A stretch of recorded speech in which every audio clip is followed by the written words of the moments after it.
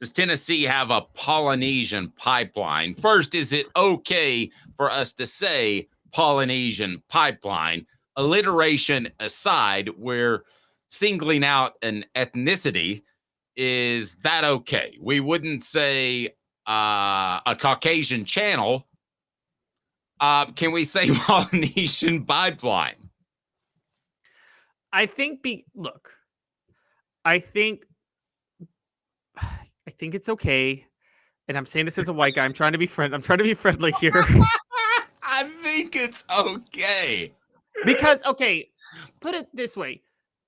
It's kind of it's almost like, you would think of like it's almost its own culture, its own state, similar to like, okay, there's a Georgia pipeline or there's a Florida pipeline. Like if you say there's an African American pipeline, well, okay, doesn't every like what? Or that there's a Caucasian pipeline. There's not like it's not unique to a state or a region or area, but I mean, there is a Polynesian connection out in the West, you know what I mean, from Utah to California to Hawaii. So I would say in that way, I think it's fair to say a Polynesian pipeline because we're not doing it. I think there is a little more of a like specific connection here, and I'm trying to be as PC as possible saying this. I really am. I'll tell you what we don't want to tread into is the whole white guy thing, where you say, "Oh, look at that guy. He's white and he's an athlete, so he's a real hustler. He's a gym rat. His dad was a coach. His dad's dad deceptively quick. That's my favorite. Deceptively quick. Deceptively quick. We're trying to avoid that. I think it's okay because we're not talking about genetics in terms of athletes. We're talking about the culture that is Polynesian culture. And I've visited with a recruiting analyst, Greg Biggins, who actually is part Polynesian. And he says, if he can say it, I feel like I can say it, that there is a different feel with Polynesians and the way they approach things in general, but especially sports. Very competitive, very prideful. So we're using it as a compliment. But why does this come up now, Caleb? How many Polynesians are we talking about? Of course, the big one is yeah. But there are more. So, including one that came through the Polynesian pipeline over the weekend. So, give us a rundown of all the Polynesians that Tennessee has because they're pretty darn good. So, Tennessee right now has 3. Nico Iamaleava, who is a generational quarterback. Keenan Pili, whose return at linebacker was absolutely critical for us to believe that Tennessee could be better this year. And Jaxson Moi, the defensive lineman who just transferred from Stanford. On top of that, Nico Iamaleava was MVP of the Polynesian Bowl last year. And this year, although Mike Matthews and Jordan Ross are not Polynesian, they played in the Polynesian Bowl and they were the 2 best players in the Polynesian Bowl. Now, I would assume there were Polynesian connections and ties to a bowl named after called the Polynesian Bowl. So you don't think seeing Tennessee commits stand out also has an impact as a pipeline long term? Fair. Can I tell you a story? Can I go Uncle Dave for just a second here? Sure. Do you remember Albert Toina? You mentioned him, right? I do. Okay. So do you remember at the end of, I believe, the Vanderbilt game when he was accused of spitting at a cameraman? Do you remember that? Yes, and Fulmer kind of threw him under the bus. I do remember that part too. Fulmer didn't kind of throw him under the bus. Okay, so this Sunday night, I get a phone call. I'm covering recruiting. I'm on the clock, but they needed me to drive to, I think it was Sweetwater. I can't remember. I know it was a Marriott property because the Toinas were very upset. And so it's about 7, 8 o'clock at night. I drive out there, wherever they were staying, wherever they found a good deal in a hotel. And they had a conference room set aside. A conference room. They had video. Now, this is before everybody had a camera on their cell phone, but they actually had that's how much pride they took in their son playing, where they recorded their son coming off the field, and he clearly spat upon the ground. He did not spit at anybody, and the cameraman was a bona fide liar, and I called him out about it. But the thing I remember most about that interaction with a Polynesian family is that they cried. They cried about their son's reputation and how they would never do such a thing and how bad it could be hurt. Philip Fulmer with the team sliding off the rails faster than you could imagine completely threw him off the bus or under the bus and off the team. But I could cite JT Mapu. I could cite Jesse Mahalona, but I'm going to choose to cite Tawina because that family and that meeting impacted me. To finish the story, and then I'd like to get your thoughts, I called Philip that night because it was fair for him to respond to the story. And I said, well, Philip, they've got tape at it. He goes, what's on it? I said, well, he didn't spit at the cameraman. He spit on the floor. The response was, oh, expletive. So that is what happened. They cared that much that they called the News Sentinel and said, come out and please talk to us. They probably would have driven to my house. But they had the screen up and they were able to play it. They wanted to know that their son wasn't a jackwagon. And if you spit at somebody, you're a jackwagon. Caleb, that to me... Like Charles Barkley? Yeah. Caleb, I think he's apologized. But Caleb, that still stands out to me in that pride. And that's the guys you want on your team. By the way, Henry To'o gets a mention, but I know it's a touchy subject with some. I just think there's more pride there. And I just maybe that's because they're a smaller group of people. I don't know, where you don't have as much variance. But your thoughts? I think you want as many Polynesians as you can have. I think there's pride with any it's not an immigrant community because I mean, American Samoa is very native to Hawaii. So Yes. it's not, but I think there is always a lot of pride in certain ethnic communities. Heck, even Europeans. Look, Tennessee's getting a can we call it an Eastern European pipeline going in basketball right now? And you True. don't think there's you guys watch NBA? There's a lot of Eastern European pride between a lot of those Serbians that come over.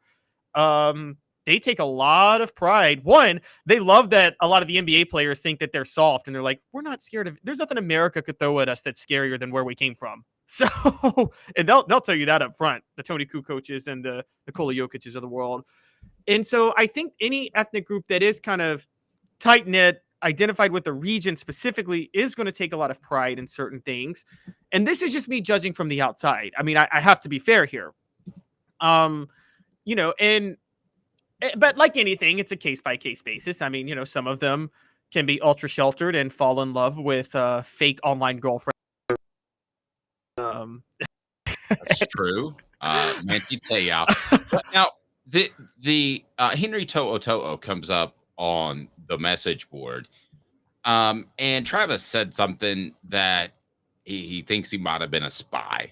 So let's break down that for a second. That's not true. Okay, let's break that down. Brought to you by Sports Treasures, carrying over 5 million sports treasures and so much more. Follow on Facebook for the best sports memorabilia, daily updates, facebook.com. Go to Sports Treasures TN. Follow them for the updates. Lots of all stuff. It's awesome. I think that of all the players that left Jeremy Pruitt's, whatever he called it, I don't even want to call it a team. But during that transition, I think a lot of the players just up and said, I'm outie. I was told Henry To'o had the most difficult time with it, that he realized pragmatically that it was the right thing to do because he didn't know Josh Heupel was going to be as great as he is. But that he thought that was the right thing to do. And honestly, Caleb, who could blame him? We didn't know Josh Heupel would be a good coach when he got hired. Neither did Henry. No, nobody did. And also, Henry was recruited as a linebacker to play in a system that was designed for him by Jeremy Banks. Josh Heupel, if you're a defensive player, you want to stay in a similar system, right? You're going to look at Alabama or Georgia in that regard. So I'm not about to sit there and knock Henry To'o for what he did. He was thinking about his future, and I can't blame him for doing what he did and transferring elsewhere. I think that's you got to think about players thinking about their future. I will say this. Dave, I thought in a similar way. It's funny because we have him on the show regularly, but I will defend his brother. I thought Cade Mays got a lot of unfair flack when he committed to Georgia in 2017, and many Tennessee fans were very upset with him after that. But guys, Butch Jones's program was unraveling, and he was a 5-star. What would you have done? You're thinking about your future, right? And so, and I think to this day, Cade Mays has been treated unfairly for that decision, honestly. And I've been a big defender of him. And I'm the same with Henry To'oTo'o for the other way, going to Alabama. Yeah, I think there was a little pushback on Cooper too. I think people had questions about Cooper because of that and his recruitment. Now Travis says 100% true, Bammer for life. He wouldn't have come to Tennessee just for a year to be a spy under Jeremy Pruitt, would he? He's not a Northern California kid of Polynesian descent is like, I'm such an Alabama fan that I'm going to risk my future to go spy on a team. By the way, guys, why did they need to spy on Tennessee? You think Nick Saban needed spies on Tennessee during that time? Y'all realize how bad Tennessee was? Well, but to Travis's point, does it undermine our Polynesian pipeline argument at all, even a shred that he would transfer? Because we're talking about the loyalty and the dedication to the craft. Just a little bit. A little bit. No. I'll tell you what undermines things is maybe going hard at Henry To'oTo'o the way that many people in Knoxville have. Henry To'oTo'o comes a big time NFL star. Look, there is now it's changing, but for a long time, the Polynesian stars in the NFL have kind of been the arbiter over, the advice givers to up and coming Polynesians. Their word is taken seriously. Marcus Mariota's word was taken seriously by a lot of Polynesian quarterbacks trying to come up, and you don't want to necessarily. I'll tell you this, Tennessee fans, what could kill the pipeline is if you guys keep going at Henry To'oTo'o, because you don't want him speaking ill of Tennessee to other potential Polynesian players from Northern California. Okay, let me ask you this. Dylan says, I'll be honest, I loved Henry while he was here, but him leaving in Alabama and having a whole social media about it being business killed it for me. To me, he was trying to clarify that, and I appreciate your perspective, Dylan. I do. Please hit that like button, guys, the new people that have jumped on board. Travis is just joking, so he says, calm down, Caleb. But what is Henry To'oTo'o supposed to play? It's supposed to say, it's not like he's saying, I'm taking my talents to Tuscaloosa. He didn't call a press conference and make a big deal out of it. Yeah, he just sent out a social media push. Yeah, I don't understand what people thought he should do. The program was on fire at that moment at Tennessee. And if anybody was betrayed, it's many of the players who were betrayed by committing to a guy who got fired. I mean, and not committing to a guy that got fired. Good coaches get fired. Guys that try hard get fired. But committing to a guy that was an absolute cheater that would commit penalties that would unravel his program, that ain't Henry's fault. No, not at all.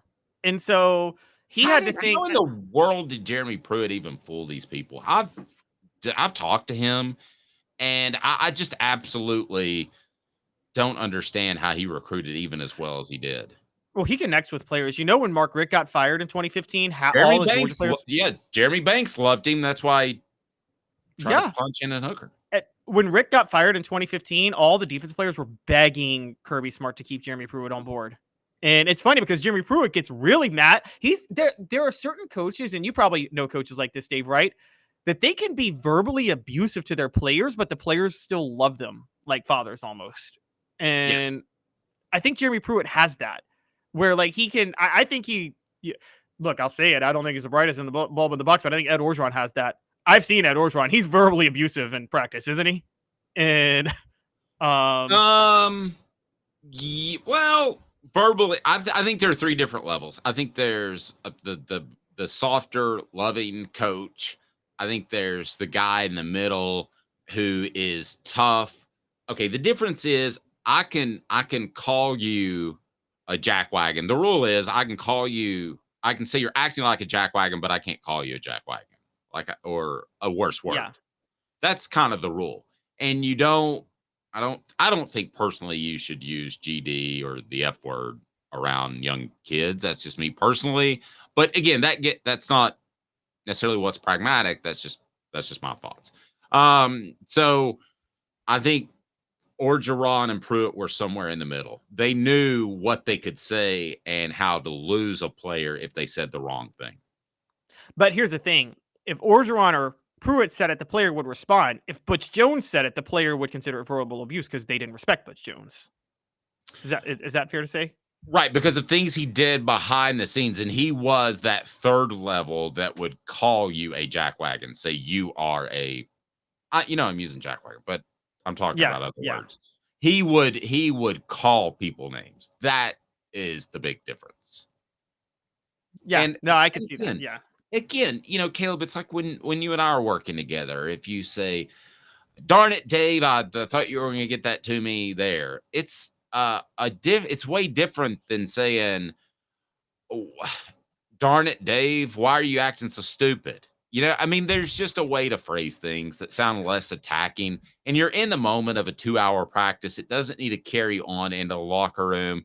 And I think Pruitt and let's take Chavis, for instance, a better example. Chavis was fantastic at it. And I thought Chavis and Pruitt in retrospect are pretty similar. Not great at interpersonal communications, need talent, probably not great managers of a program, but great managers of one side of the ball. I thought they were very similar. I don't know if you've ever thought of that comparison, but I certainly have. I think Pruitt. Oh, go ahead. I think Pruitt actually was a more versatile defensive coach than John Chavis. John Chavis, X's and O's. X's and O's, yeah. Oh, I agree. John Chavis learned. Okay, let's put it. John Chavis learned about the zone blitz before anybody else did, and kind of had the talent to do it in the mid '90s. And he stayed with that with the 4-3, and kind of the thing that Chavis realized. I think I'll give him credit. He realized that if ends are fast, you don't really ever have to go to the 3-4 at that point if they have enough speed. And he said, and he lived with the zone blitz before anybody else, but he didn't really change over 10 years after that at all. Whereas I think Pruitt's 3-4, Pruitt comes from the Saban, which Pruitt's 3-4, Saban's 3-4 guys. It's actually, even though it's a 3-4, it's rooted in the cover 2 schemes of the 80s, the Tampa 2, actually, funny enough, even though there's a lot of man and edge rush that goes on, because that's what Saban was a disciple was. It's much more complex than the defense. You cover Tennessee's defenses, Dave. They were not that complex. It was blitz a different guy here or blitz a different guy there. No, I'm completely with you on the X's and O's part. John Chavis, I didn't particularly get along. I don't say this because I've got an axe to grind. I don't. I think he had to have talent, period. End of discussion. He had to have a whole lot of talent. And if he had that, yes, he was good. If he didn't, and I agree with what you said about the zone blitz scheme, but I don't think he was ahead of the curve on a lot of things schematically.